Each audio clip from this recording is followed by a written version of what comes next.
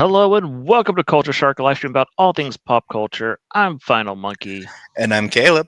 and we are back, and we are discussing part two of the masterpiece "Life and Times of Scrooge McDuck" by Don Rosa. Took a little break last week, spent time for our families, but we are ready to go. Caleb, how are you doing today? I'm doing well. I'm doing well. Had a fun surprise yesterday. So for those who don't know, yesterday was Batman Day. And so I took my cousin out comic shopping. And the funny thing is the day before Friday night, Cameron and I were talking, and we were talking about just like the best Batman stories. I think we were looking at. I think we were roasting an IGN article about the best Batman stories, um, because like their top four were Long Halloween, Year One, Killing Joke, and Dark Knight Returns, which are like the most I don't read Batman picks ever. um, Right. And so I was talking about how Peter Milligan's Dark Knight, Dark City is probably the most important, because that came out in 1990 and it leads into stuff that Grant Morrison and Scott Snyder would pick up on like 20, 30 years later. um, and so we were talking about that. And then we go to this, me and my cousin go to this comic book store called The Great Escape out in the Highlands in Louisville, and they have every issue of Dark Knight, Dark City for $20, and I'm like, yeah, no, this is it. We were just talking about this. These are the issues. These are the original issues, and I love this story. So that's what I picked up for Batman Day yesterday. Nice. Very cool. All right, so let's talk about some Scrooge McDuck. Last time in part one, we started Scrooge's journey as he began searching the world for wealth and fame, and he traveled all over the world. And every time he would find money, he'd get hit with a setback, and there'd be a crisis at home, or just all kinds of stuff where he would have to use his money. So we are in chapter 7 now.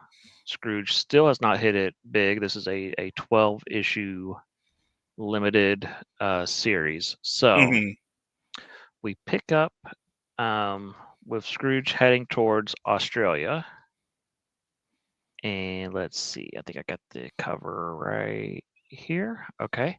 Um, so this is 1896 is where we are at. So Scrooge has had to Australia because he heard rumors that there is gold here. There's a lot of funny jokes about the first page where his dad and his uncle are discussing where he's at now, and he goes, "He's down under." He's like, "Oh, I've no doubt the lad will pass on someday, but surely he's still with us." yeah. there, there's so many great little jokes if you're paying attention. I mentioned last time there's a lot of jokes in the background. Did you catch more of them this time when you were reading? Yes, I did. It being able to, I even went back and I looked at some of the previous issues just to see what you were talking about. And yeah, I mean, like it's one of those things where like you look at something like this and you can be like, oh, I bet you Dan Harmon was kind of looking at this when he was developing his shows, whether it's Community or even Rick and Morty, when Rick and Morty was good. um, Yeah, it's really a masterclass in storytelling. This chapter is about Scrooge meeting a Aborigine whose name is, let's see, Jabiru Kapirigi, and he shows him what Dreamtime is, of the Dreamtime caves, mhm. and they see a prophecy about a platypus, and we learn that the platypus is actually Scrooge McDuck. And I think this is one of those chapters where Scrooge kind of learns about the world of the supernatural that pops up from time to time in DuckTales and in other stories. Hmm. And yeah, I don't think Scrooge is like necessarily one that like believes all this stuff, but he will believe it if it means he's going to make profit. So then he's on board. Yeah.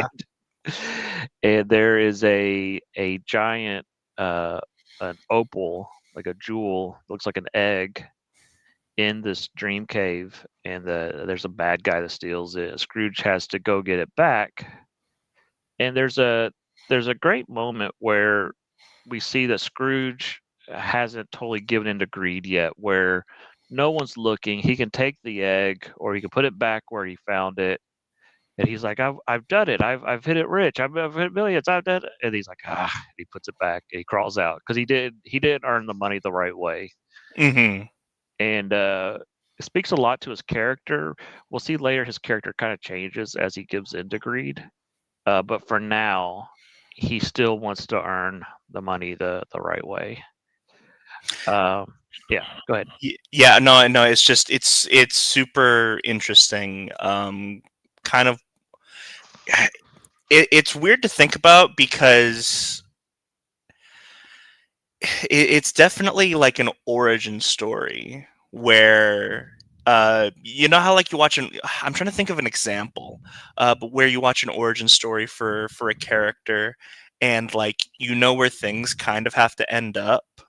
Um, and there's parts of you that don't want you to because I this is I think you know these seven issues. I think this is the most that I have actually like really liked Scrooge McDuck, and I know that he eventually does become.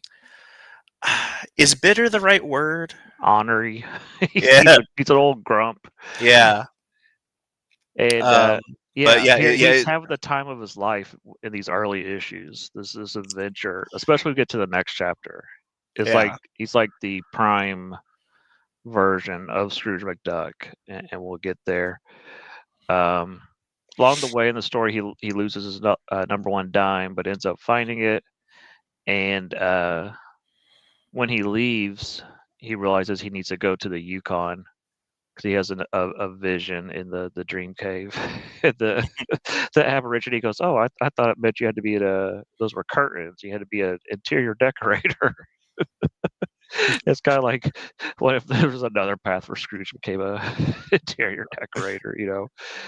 But the final panel of this chapter is a lot of fun, where the Aborigine sees another vision of the platypus, and he's got his number one dime, and there's the money bin, and then there's a blue duck which represents Donald, and then the three little platypuses that are Huey, Louie, and Dewey.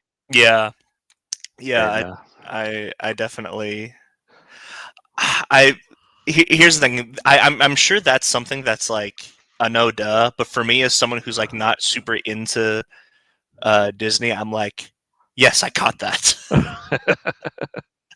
yeah, it's a lot of fun. I mean, it's definitely there, and it doesn't smack you over the head, but it's like, oh yeah, that's cool. It's in the background. They don't just label it going, and this one day will be Donald Duck and three net. They don't exactly spell it out for you, which is fun. So we'll move on to the next chapter. I like this chapter a lot.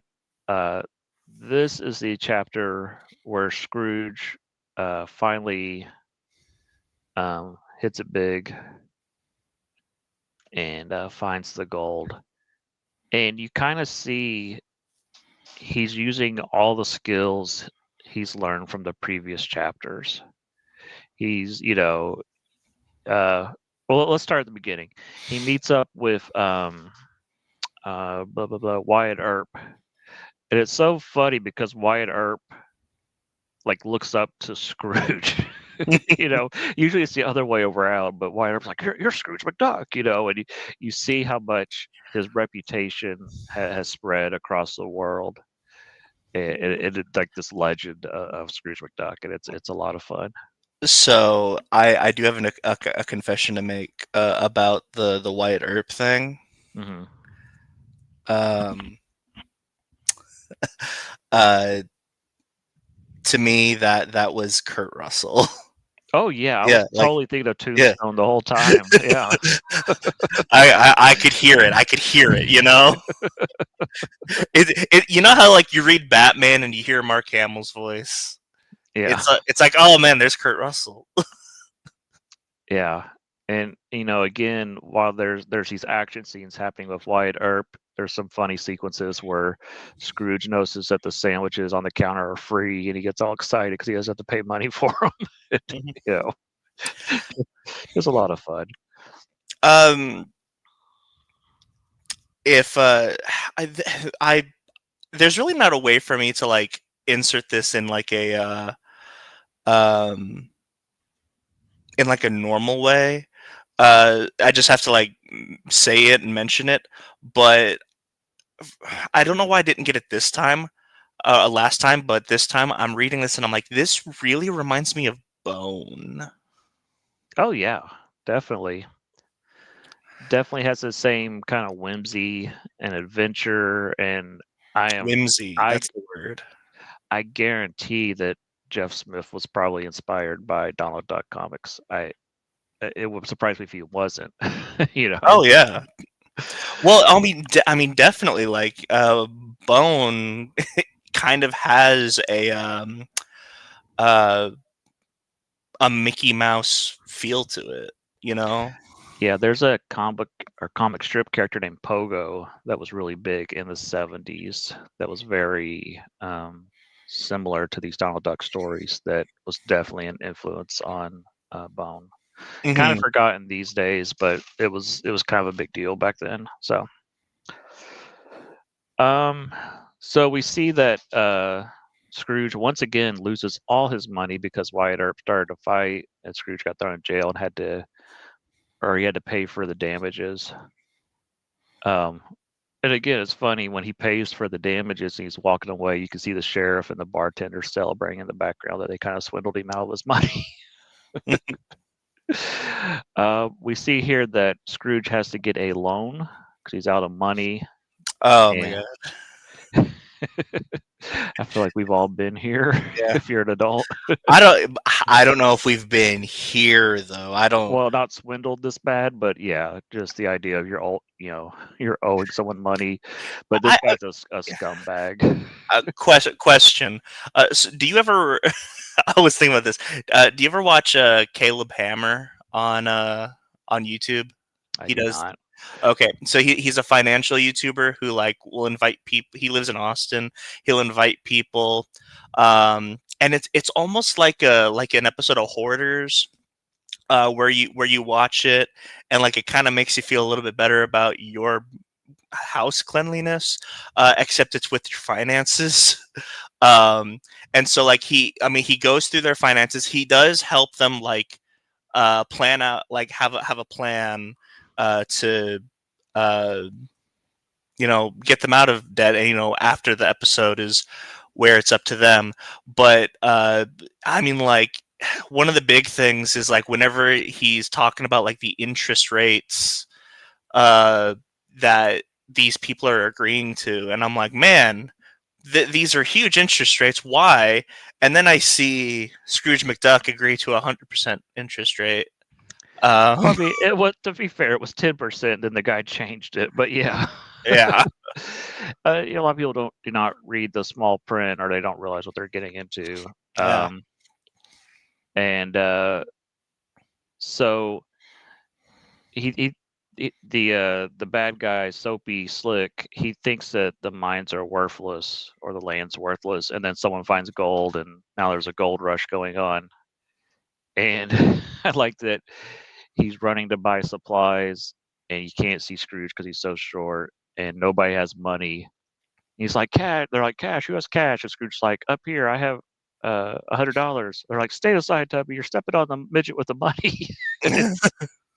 It's just great jokes. And then you see the long line of people going up the mountain, and Scrooge stops to yell at Soapy Slick, and he hits the guy behind him, and it starts like a chain reaction of dominoes, and it says it takes 6 hours for it to hit all the people in line, and the last line just falls.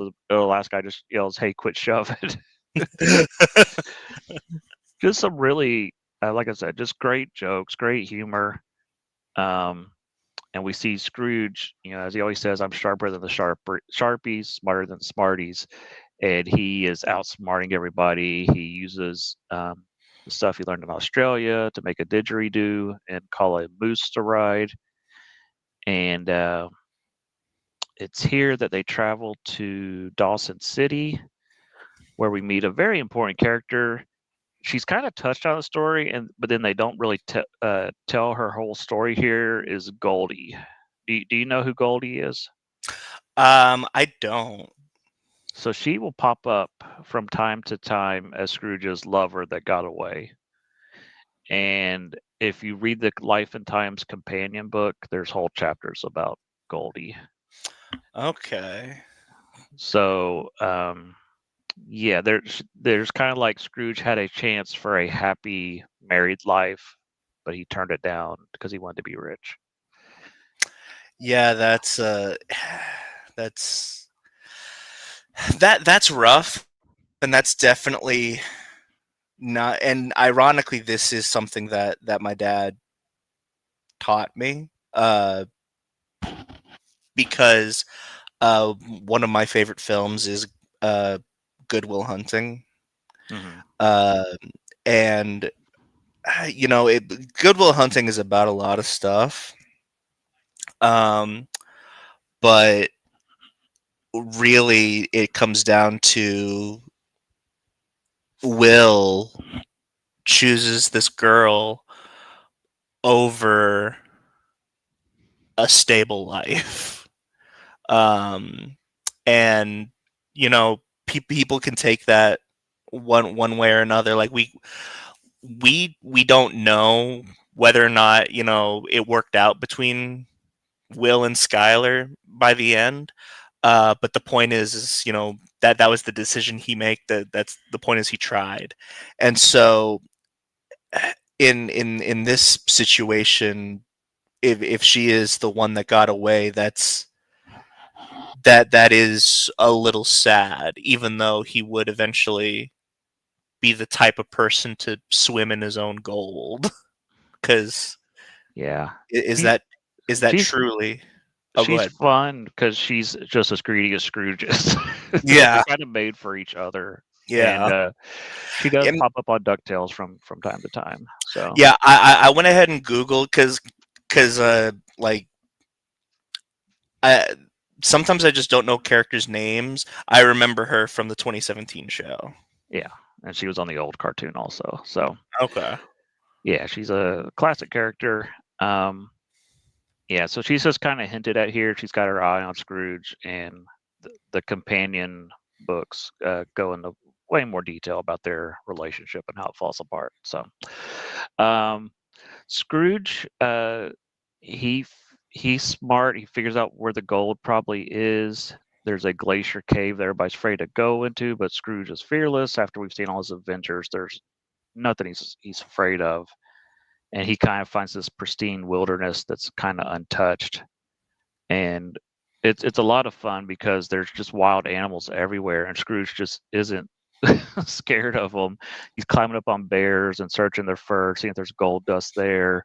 He's looking in the wolves' mouths, and the wolf is like, he's so upset that Scrooge has done this, and he's telling the other wolf on Scrooge, and just a lot of fun jokes. And then he needs a view from the top, so he climbs up there and he's in the eagle's nest. The eagle flies off and is carrying the rope, and Scrooge is like, Scrooge is just unfazed. He's like, "Thank you, I needed this view," and he just cuts the rope. He's like, "I'm getting down here," and he makes a lasso, catches a tree, and he's just it's like a tall tale. He's this tall tale hero now.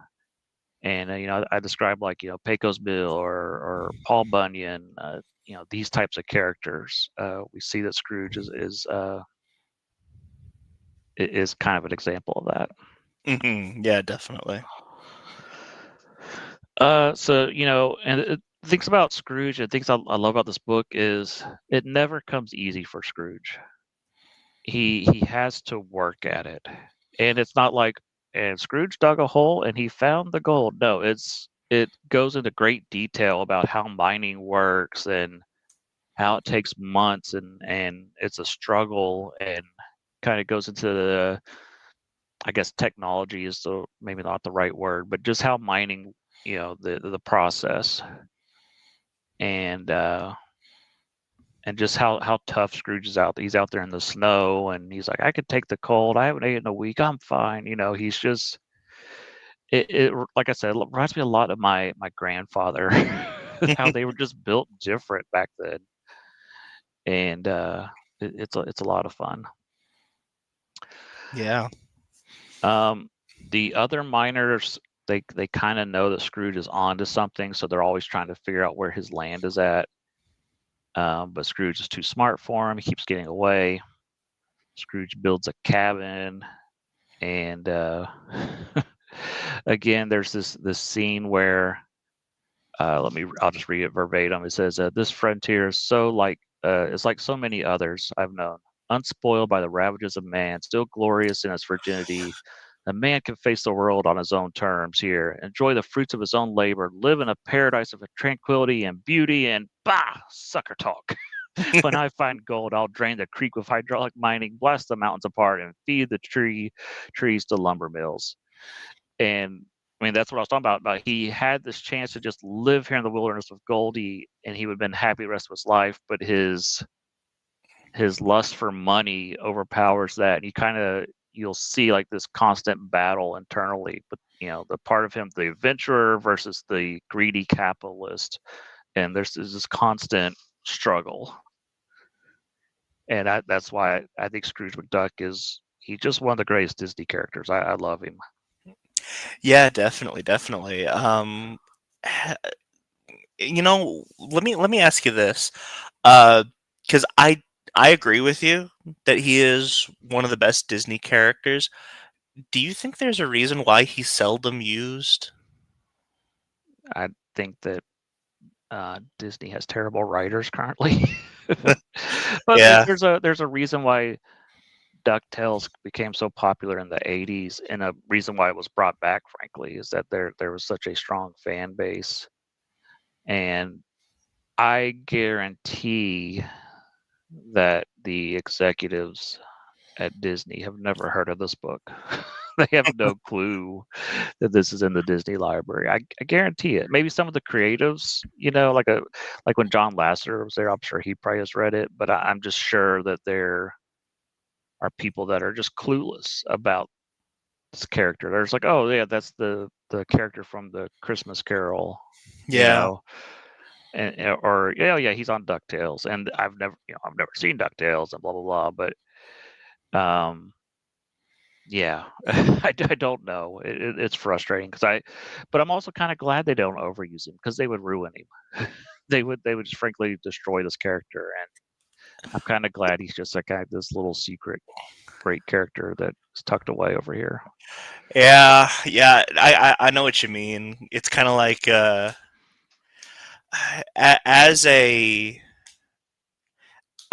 as a fan of Deadpool, um, and it's I think people get this confused with gatekeeping, if this makes any sense. Hmm. But the fact that Deadpool got big, um, it kind of sucks for me because now I don't get to tell people about him. Yeah, Yeah, I remember trying to tell so many people about Deadpool, and they were just like, whatever. yeah. And even then, like I would be able to tell, and some people would be interested in Deadpool.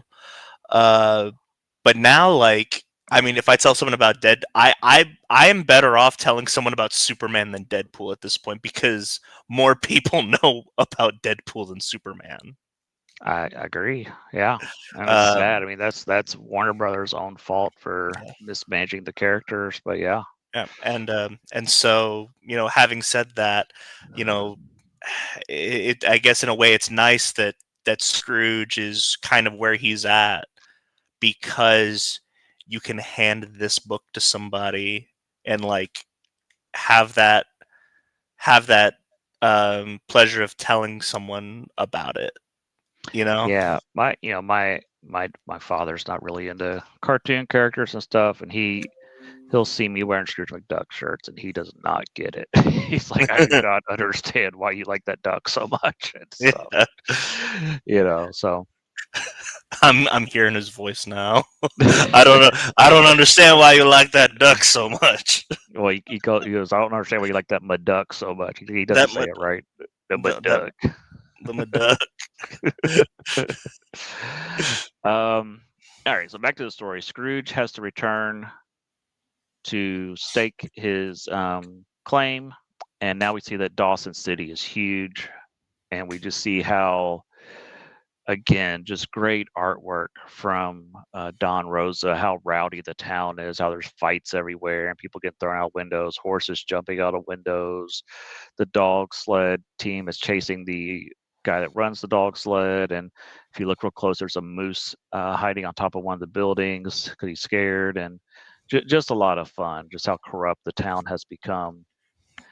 And we see that Soapy Slick, he's built a casino gambling barge, and so Scrooge has to keep making payments to him because he owes him money, and Soapy wants to know where the claim is, and so Scrooge has he has to tell the land office where the territory is at, to make his claim, and so there's a scene where uh, Scrooge is trying to sneak out of the town without everybody knowing it. I don't know if you caught this, where he's sneaking out of the hotel and he jumps through somebody's bedroom window, and you hear, "Eek, hey, what's the idea?" He says, "Sorry, folks, just passing through. Carry on." He has this look on his face, and obviously he's got two people in the act. It's a lot of fun.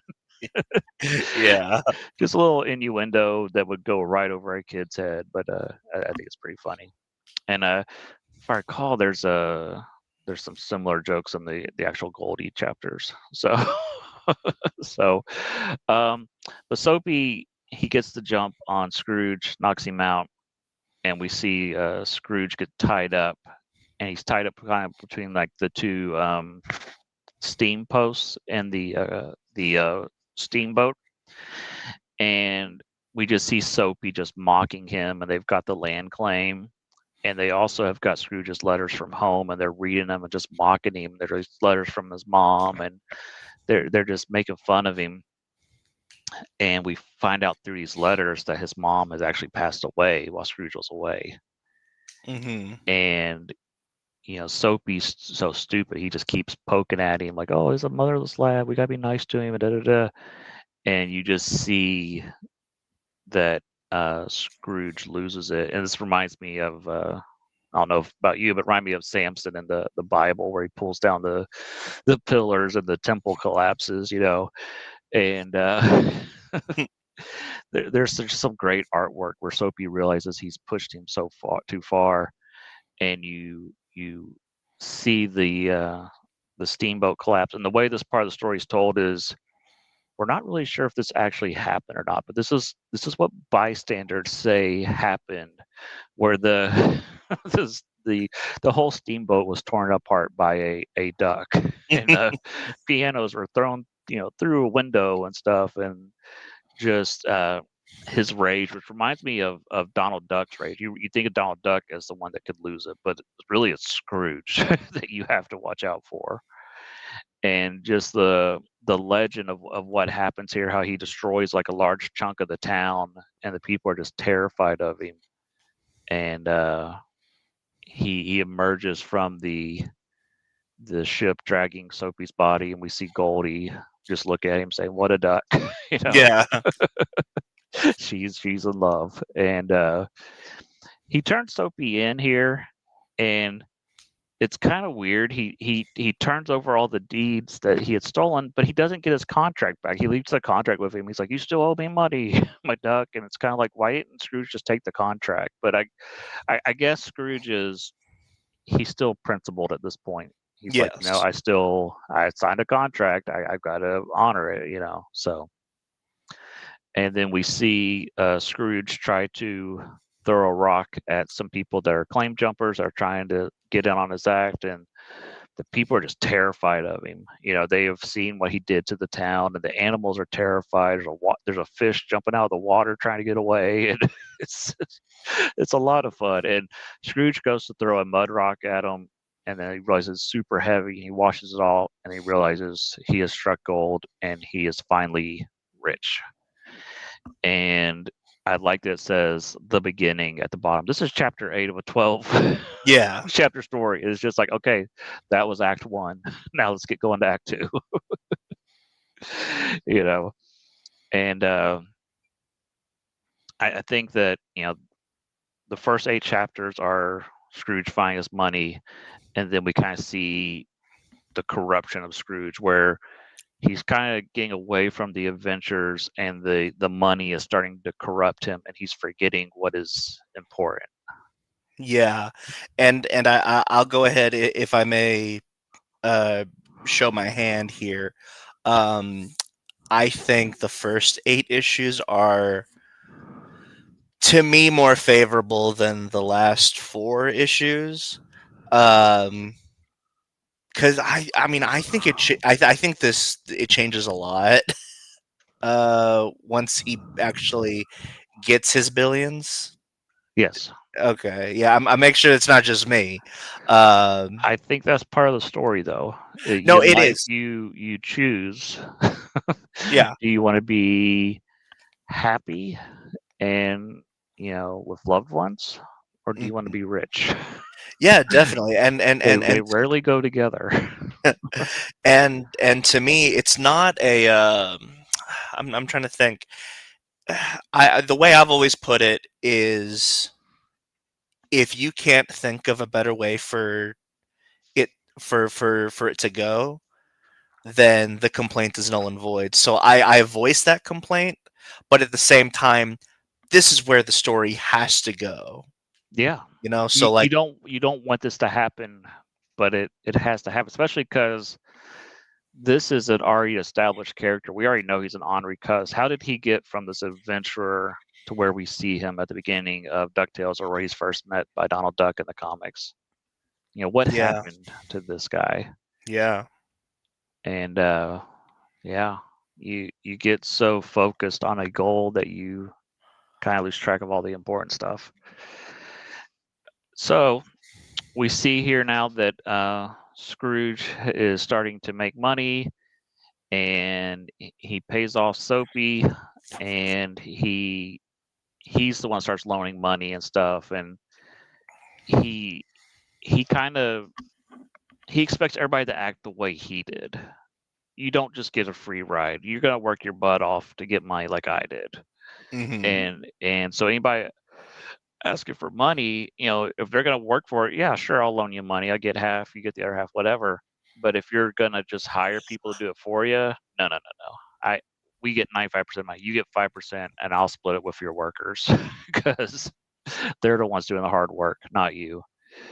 And so we see that McDuck, he starts a lumber company, a shipping company, a fish oil company, a lemonade stand. He's doing it all. yeah, But you also see that he's very stingy. Like he's like, I bought, I now that I'm rich, I bought a stove for the office to keep them warm. and you see his workers, they all kind of hate him, but they're all, to his face, they'll kind of kiss his butt and stuff, and it's a lot of fun.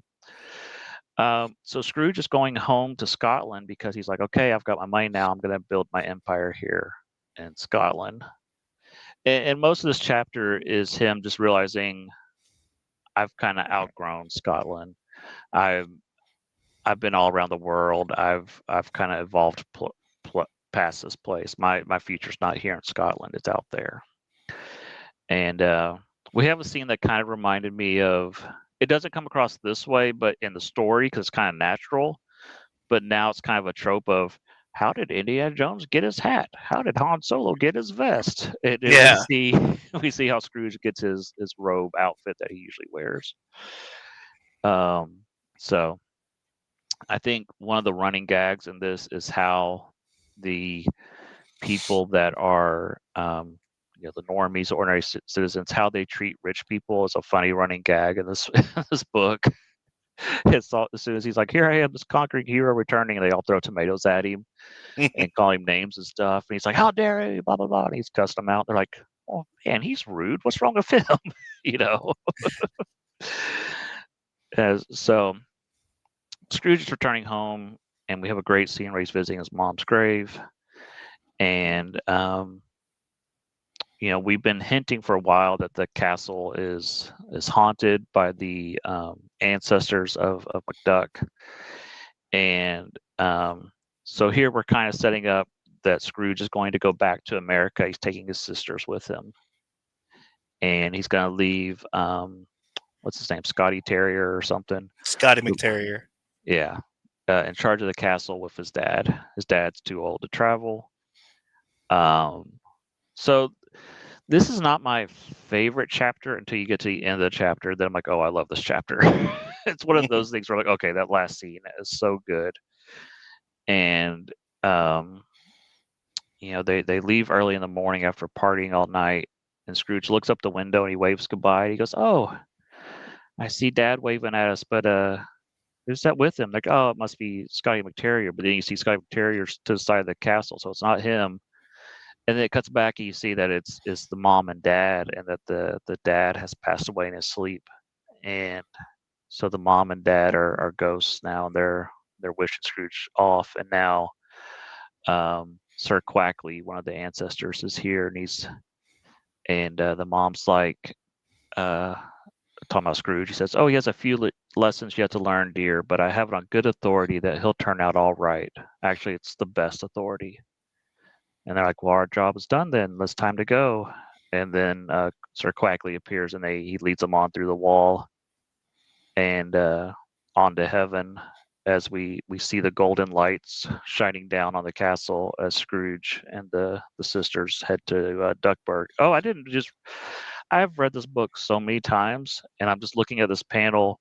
The sign that says "To Duckburg" is ghostly. It's not even there. That is so cool. Oh. Oh, okay. That is so cool. I've never noticed that. Awesome. I love this book. I really do. Every time I've read this book, I have noticed something brand new. And yeah, this book is so good. It's one of those things that it's one of those books that people just don't know about, but once they do, it's always like on their top 10 list, Oh yeah, yeah, absolutely. So we see Scrooge. He's heading to Duckburg in California, and with his sisters. And his sisters are so excited. They're like, "We're going to be cowboys and all these hot guys, and we're going to, America, the place of dreams and stuff." But they got to do with their brother. That he's just an honorary old cuss now. He's just stingy, and it's a fun family dynamic. I'm gonna forget their names. Hortense is, she's the one with the temper. She's going to be Donald's mom one day. And then what was the other sister's name? I'm trying. Is it Matilda? Matilda. Matilda's a little bit more optimistic. And level-headed. We meet some more ducks here, Ma and Pa, and let's see, what is their? I can't remember what their last name is. Probably doesn't matter. But they kind of introduce them to the Ma and Pa Duck. It's just Ma and Pa Duck, and this is where we're going to see where Donald Duck's lineage comes from. These are, his grandma and grandpa eventually. We also meet Quackmore, their son, who is clearly Donald's dad. He has a temper.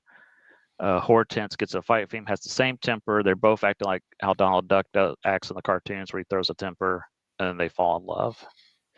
And then they head up to the hill where he's going to build the money bin, and the junior woodchucks have already built a fort there. If you've seen DuckTales, junior woodchucks are super important. That's what Huey, Louie, and Dewey are part of. I think And Launchpad is too, right? He's like isn't he like a scout leader? I think so. Now you mentioned that. It depends on which DuckTales cartoon you're watching, but yeah, he definitely is. And then Doofus on the old cartoon was. He's not in the newer one where he's a villain, but he definitely was in the old cartoon. Uh, Um, if I may, I think um, I think this lacked some Launchpad. I would have liked some Launchpad. see, I think Launchpad is a DuckTales character, but he's not from the comics. So I think that's probably why he's not here. I think he Is was invented for the cartoon. I might be confused. Was this written before the cartoon? Well, this was written probably around the time the cartoon was on the air. But Don Okay. Rosa himself has said, "I don't like DuckTales. Oh, I only care about what happened in the comics. I do not care what Disney's doing over there with this. This is I, they're screwing it up over there. This is Scrooge McDuck." That's how he oh, would feel. okay, It's kind of like sure. Gary Hama and GI Joe. He's like, "Oh, the comic. I've never seen the cartoon. I don't care what they're doing in the cartoon." It's, very much the same thing here. So Scrooge kicks out the Junior Woodchucks. The Junior Woodchucks get mad and contact the governor, which sends a message to President Roosevelt that a Scottish invader has taken over a fort in California. And so Roosevelt comes rushing in with the Navy. And along the way, we see that the Beagle Boys are also here. They realize that Scrooge McDuck is back and that he has lots of money, and they're going to go get him. So I don't know if you remember on the cartoon, there was no dad in the cartoon, the Beagle Boys. It was the mom. So it's Mhm. interesting that all these stories are about the Beagle Boy dad, and the mom's kind of mentioned in the shadows, but we don't really see her. Yeah, it's it's kind of like I want to be able to do what I want with this character, so we'll just not worry about the mom, and I'll just talk Right. about that. Yeah, Yeah. that seems. I think that this book actually kind of gets away from prequelitis, Yeah. um, but some of it's noticeable. hmm There are things he has to set up, and so if you realize what he's setting up here, you're like, oh, okay, that's why he's doing it. It doesn't quite make sense story wise, but I see what's doing. We'll see that in the next chapter. Um, so Scrooge is, he's too cheap to just. It's weird. He doesn't put his money in the bank, which would be the easiest way to transfer his money. But he earned all these dollars and coins, so he wants to keep his eyes on them. So he transfers everything by barrel by himself with his sisters, and his sisters realize that he's taking baths in the money. It makes no sense. He's gone nuts. He's they say the rich are eccentric, and we see him taking baths, and they don't get it. And then the Beagle Boys show up. They trap Scrooge in a barrel, and about this time, the Navy shows up and opens fire on the on the fort, and we have this crazy battle between the Navy and Scrooge McDuck. Scrooge is literally throwing pieces of the fortress at the attackers, and there's a great scene where Roosevelt's like, "Watch out for the North Turret." And they're like, "You mean a sniper?" He's like, "No, the North Turret. Here it comes." There's just the part of the building falling down the hill, and uh, the soldiers are all terrified, but Roosevelt isn't, because Roosevelt was awesome. And the Beagle Boys are freaking out. They don't want to be here. And then again, he reminds me of Popeye. Scrooge just beating up everybody with a big wooden post, and then we see Matilda come running out for broom. She chases off all the soldiers, and now it's just Scrooge versus Roosevelt. And then they recognize each other. I think he was in chapter 3 or 4 Yeah, when he was young, and so now they're like, "Oh, it's you," And I never thought you would. He goes, "I thought you were some cowardly interloper." And he goes, "I never guessed you'd end up president." He's like, "Well, you don't." Well, he goes, "Well, you've done almost as well as I have." And, imply that Scrooge is greater than him. Um, yeah, so Roosevelt kind of gives him his blessing, and the Beagle Boys are placed under arrest, and the dad kind of implies, hey, we're going to be back. And he tells his kids, y'all need to start having kids. We need a lot of soldiers because we're going to get all that money. And then we see that he builds this massive money bin that's huge. And he's like, I'm going to fill some money. And they're like, you're crazy. And you see he starts building up Duckburg. And that's where this chapter ends. So yeah, I do agree with you that the earlier chapters are the fun chapters. And now this is kind of like, okay, we got to get him from point A to point B. How do we do that? And so this next chapter is the controversial chapter, at least according to Disney. And they have removed, I think, the whole chapter from later printings of this book. And this is, like, to me, the most important chapter in the whole book. Yeah, I believe so. And this is where you see that he totally gives in to greed and runs off his whole family at this point.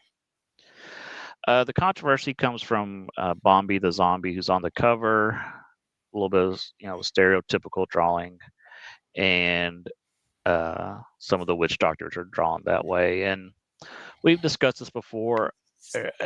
I think it's important that we know this stuff exists and you don't censor it. It does more harm when you censor it than you let it exist, if that makes sense. So we see here that Scrooge is going on another adventure, and his sisters want to go along with him. And we see that his sisters have hired a whole staff to run the money bin, and Scrooge kind of freaks out about that. But Scrooge's like, all right, we're going to Africa, girls. You can come with me. And they're so excited that they're going to, go on this adventure. And he finds out that there's a chief that will not sell to Scrooge. And so Scrooge is going to outsmart the chief and swindle him out of his land. And we found out he's a voodoo witch doctor, the chief is. And Scrooge is just being a jerk, like kind of like just a colonizer that has no time for their culture, or whatever. He's coming there, and the guy's like, what do they call it when the witch doctors have the bones and they read the bones, they throw them down, and Scrooge just kicks them out of the way. He's like, I don't have time for this. He's just being a big ass. Yeah. So Scrooge gets kicked out of the village. And he's like, I'll show them. I'll outsmart them. And the sisters are like, what are you doing? This is not the way you've earned money in the past. And he's like, nobody tells Scrooge McDuck no. And so Scrooge gets a bunch of villagers to go. And this is just horrible. He just has them attack the village, burn it down, run everybody out. And Hortense even says this is a dark day for the clan McDuck. And so now greed, and you see the way Scrooge is drawn. He's got kind of like devil horns. He's just gone too far in his search to be the richest duck. He's just obsessed at this point. Yeah. And it's uncomfortable to read. I don't like seeing Scrooge this way. But I think all of us have those moments where we're like, oh, I wish I had never done that. Those moments in our past where we just take a wrong turn, and then we get back on the right turn. We look back and go, oh, how did I even do that? How was I even at that point in my life where I did that? And this is Scrooge's moment here. Yeah, definitely. So there's kind of a weird sequence where Scrooge's like, oh, I'm going to fool him. I'm going to slick back my feathers, take off my glasses, and he won't know it's me. Do you know why they're doing this in this part of the story? No. Because later when Bombi the zombie does come back in the comic strips, he thinks Donald Duck is Scrooge and is chasing Donald Duck instead. So when you see Scrooge in these pictures, he looks like Donald Duck. Oh. Yeah. So that's why he did that in the story. It's kind of weird. It doesn't make sense. He's like, "Oh, I'm going to be in disguise," and so if you look at those pictures, he kind of looks like Donald, and that's so that in the future story, the zombie will be after Donald instead. It's kind of like how we had to go 7 seasons without Anakin ever meeting General Grievous. Yeah, it's like those. Oh, we did that. And okay, I have to squeeze this into the prequel somehow if I'm telling Yeah. the story now. So you kind of have to shoehorn it in there. So I think for me, this is the most egregious example of that, where it kind of feels like they're really having to shoehorn the story into here, and Yeah. So Scrooge's sisters run off. They're sick of this. They're going back to Duckburg, and they're hoping that he'll change his ways. And then you see Scrooge talking to his past selves, his self as a shoe shine boy, and when he was in the wilderness, and they're trying to argue with him, saying, no, that we work our way to riches. We don't just take it. And then we see his dad, and his dad's like, I told you that you want to be honest, have self-respect, and that really starts to get to him. And he decides he's going to apologize, but by then it's too late. The zombie's already here and starts chasing him. And Scrooge had good intentions here, but he just doesn't follow through, and so now the zombie starts chasing him all over the world. Excuse me. So Scrooge is now on his way back to his sisters, but he keeps getting distracted by money. And it takes him, I think it's like 27 years to get back to Duckburg or something crazy. 27 years, yep. And you see all these little adventures he's having, and just how the zombie keeps chasing him, and how he goes to the North Pole, and he goes to Russia, and there's the Fabergé eggs, and so on. And there's a crazy scene where Scrooge is on the Titanic, and the zombie is the one that causes the crash of the Titanic by guiding the glacier in the path. Bombi the zombie ends up sinking to the bottom of the ocean floor, and Scrooge's like, "Oh, I've done it." And then Scrooge sees, "Oh, wait, there's an ocean floor of treasure," so now he's chasing the treasure there, and so on. So we got all these stories of Scrooge just making money and outsmarting things, and his greed and his empire is growing until finally he reaches an island that has dealt with zombies before, and he gives up one of the Fabergé eggs to have the zombie trapped here for 30 years. And so again, the reason the zombie's trapped here for 30 years is he'll come back in a Donald Duck story 30 years later. Mm-hmm. So Scrooge returns to Duckburg as a conquering hero, and his sisters are excited. They haven't seen him in 27 years, but you just see that Scrooge is just no nonsense at this point. They offer him the key of the city. He breaks it in half, and he's like, "Oh, y'all are just a bunch of moochers and stuff." And there's people outside his muddy bin. Yeah, but how does he break it? That's the thing. Oh, does he break it over the guy's head? The mayor's Yeah, head? yeah. I'm gonna get a drink here in a second. I'm coughing my guts up. If you want to talk for a little bit. Sure. Yeah. Go ahead. Oh my God! Excuse. Now you got me coughing. Yeah. Yeah. It's so. This for me it's like I don't know. Did you ever play the Insomniac? Well, no, you're taking a drink. I'm gonna talk for a second. Oh, I'm back. Okay. The Insomniac Spider-Man game. I played it a little bit. I didn't get too far into it though. So the whole point of it, which is what's brilliant, did you at least get to the part where you find out that Otto is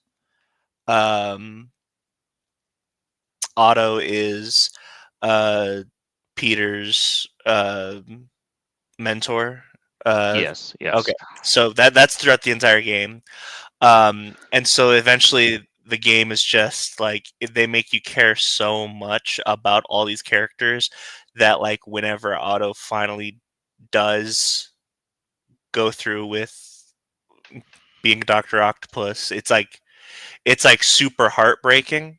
Yeah. And that's the vibe I get from this because we didn't spend I don't comparative to like this being 11 issues thus far, we don't spend a whole lot of time with his family, um but we do get a sense of their relationship and how his choices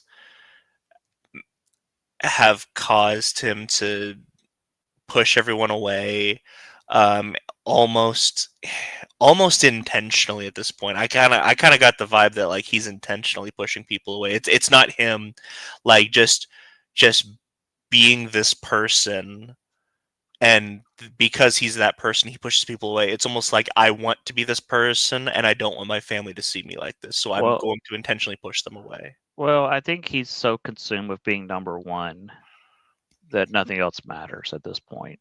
Yeah. And those people are just in my way at this point. And like we've mentioned before, there's kind of a war going on inside of him between the want to be a rich capitalist versus the adventurer, and the rich capitalist is winning right now. And his sisters are like, "Welcome back." They throw a big party for him. They have a surprise, and Scrooge just walks in and just rips everybody's hide. He's like, I want an audit right now." And Hortense throws a fit, like, "It's been 23 years. We haven't seen you." And Scrooge is, he's talking about how they just want to be in the will, and they want to, they just want his money and all this stuff. And so everybody leaves, and then we see little Donald walk up, and he's like, "Oh, you're the smart one. All right, let's get this audit started." And Donald just kicks him right in the butt and runs off. And it's a great scene. And then Scrooge just like slams the door. He's like, "I don't need them. I don't need anybody." And then he starts realizing what he's done and how he's lost this important part of his life. And you see like all these little thought bubbles of memories of his family. And he runs back to go tell him he's sorry, but then he sees the ribbon on the wall. He pulls the ribbon and realizes he's now the richest duck in the world, and he's forgotten all about his family at this point now. And his sisters leave in tears, and he's the richest man in the world. Me, wahahaha. And we end on this grim note. And that is how this 11 issue series ends. So, what do you think, On Caleb? Oh man, I mean, like, oh man, if it actually did, like, And then just go straight into Disney's Christmas Carol. You're like, what? yeah. This cover is tiny. All right, we got a little blurry cover. Okay. So here we have the final part, and you can see Scrooge there in the picture. He's an old, I think he's 80 years old at this point in the story. I don't think he's either 80 or 90. I can't remember, but he is old. He's retired, and he's just locked in an empty mansion all by himself with all his riches. Hmm. And it starts like Citizen Kane, where he's looking into a snow globe and he's saying Goldie because he's realized he's lost Goldie, or what he could have had. He's looking at the cabin, the life he gave up. And we get a newsreel about, it's kind of a recap. Like if you just read this issue by itself, you could read just this issue of where he came from and how he got here. And he has the rumors that he has 3 cubic acres of cash, which is insane. Hmm. And we see Donald and Huey, Louie, and Dewey. They're watching the newsreel, and they have been invited to the mansion. And these are all references to they were invited to stay in a cabin, and it was a test by Scrooge McDuck to see what they would do. And that was the first Scrooge McDuck story back in the 40s. Was that story? So there's a lot of references here to that first story. Oh, okay. Yeah. And then they kind of recreate the scene of Donald Duck meeting Scrooge McDuck here, where they shake hands, how it was drawn back in the 40s. So we've had 11 issues, and now we're getting to his first appearance in the 40s. So it's pretty cool how he did that. Donald Duck thinks that Scrooge is all talk. He's like, he's just an old miser, and he just has a bunch of bank drafts. He didn't have adventures, whatever. He doesn't believe any of it. Reminds me a lot of Secondhand Lions, where Yeah. he's like, oh my, did my uncles really do all this crazy stuff? The Avowed, oh yes, they did. They did have an awesome life. Huey, Louie, and Dewey, they're buying into it though. They think all this is real, but Donald's like, whatever. This is all fake. And there's a fun joke where he points to an Eisner Award for the Scrooge McDuck series on the wall. He's like, yeah, this is fake too. So excuse me. So he's like, I'll show you it's real. Let's go out to the money bin. And we see that it is Christmas time, and the Santas in the town are following them up to the money bin. And then Scrooge opens up the money bin, and they see that it really is full of money. and it's really cool when you compare it to how the money bin looked when he was first building it. And it was just like 10 barrels at the bottom or whatever of money, and then compared to what it is now. And how I love how Scrooge, you can hand him any coin out there and he'll tell you how he earned it. Like he's so obsessed with the Yeah. money. He knows the story behind every nickel, quarter, and dime in there. The Santas, yeah. The way you worded that, it just made it seem biblical. It's like, yeah, he knows the count of every hair on your head, or Yeah. he knows where he got every cent. Yeah, yay, verily. Yeah, so the Santas attack and lock them in the money bin. We find out this is the Beagle Boys, and they lock them in a closet. And then the nephews find a trunk in the closet and find all of the stuff from his previous adventures, his pickaxe, the rope, etc. And so Donald continues to, be Donald and go, oh, I wonder who used this pickaxe. It certainly wasn't Scrooge. And Scrooge's like, I'll show you. And he knocks down the door with the pickaxe. And Donald still doesn't believe it. He's like, oh, really? Whose pickaxe is that? And Scrooge is not having it. So they go after the Beagle Boys. And we see this awesome sequence of this man, this elderly, I say man, a duck, that is, he's still as spry as ever. He's lassoing everybody. He's, catching all the Beagle Boys, and through this, and he knocks out the last one with the golden nugget, which is cool. And then he realizes, oh yeah, I used to love this. I used to love having adventures, and I've kind of, shut off this part of my life, but I'm too old now. And Huey would do like, yeah, he's too old, whatever. And then finally, they kind of get Scrooge to snap out of it, and he's going to show them that he still has it in him. And Donald's like, whatever, he's still an old man. Then Scrooge kicks Donald in the butt the way Donald kicks Scrooge. And so then he realizes, well, he goes swimming in the money, and Donald's like, how dull can a guy be? All the things he could do or buy with the money, what goes if he won't spend it? All he has to show for his life is a vault filled with cold, meaningless metal. And the nephews go, we don't know, Uncle Scrooge. You might be wrong. And then you see all the memories of all of his adventures, of how he earned all his riches. And you see Goldie and Roosevelt, and says, and as usual, he was, that Donald was wrong. The end. And I just love this book. It's just one of my favorite stories of, it is such a great backstory for this, this Disney character that, most people don't realize that this story is even out there. And there's this huge backstory about the life of Scrooge McDuck. And it's a shame that Disney has now censored this book and made it harder for people to read this story. And it's like, to me, this is like, you should hand this to kids to read, like in middle school, to get them interested in history and stuff, and just adventure, and to get to teach them a joy of comics and reading. This should be one of those books that's handed to kids. Yeah, definitely. And I think what did end up being my favorite part about this last set of 4 issues is I'm a big fan of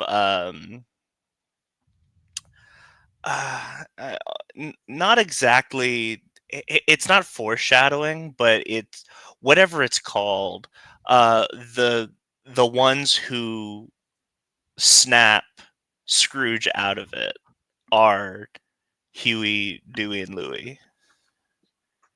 You know, Yeah, like he's reinvigorated to go on adventures and kind of not refined his youth, but like, you know, I'm not just a crotchety old man, and it was his nephews that uh ended up doing that for him. yeah. I'm trying to see. This story takes place 1947 is where this happens. I was trying to see how old Scrooge was at this point in the story.